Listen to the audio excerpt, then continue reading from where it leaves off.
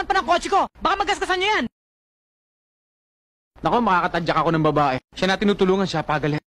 Ano ka ba naman pare, babae yan. Hindi kayo na makikipag-usap dyan. Papatulan mo ba naman yung babae? Ang babae, larawan na isang ina yan. Hindi, mutik na ako masaksakin na ron. Kahit na diplomasya. Pare, ha? Sige, kausapin mo. Please? Cool ka lang. Kausapin mo. Ikaw susungangain kita. Ano pa rin mo sa mga mukha namin? Hindi ba pagkakatawalan? Hindi ko tuloy kami. Tama na.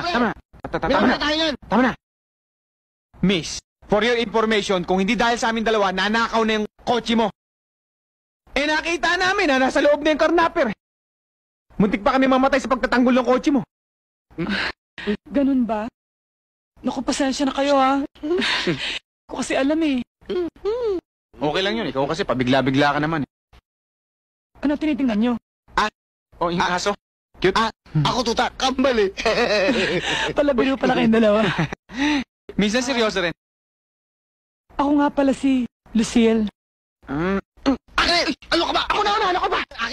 Ako na nakakita dyan eh. Sige. Pasensya ka na. Ano ko? Puro ka kalokohan. Importer ka pala ng mga foreign cars. Yeah. Kita mo naman ang pagkakataon kapag pinag-aadya ka.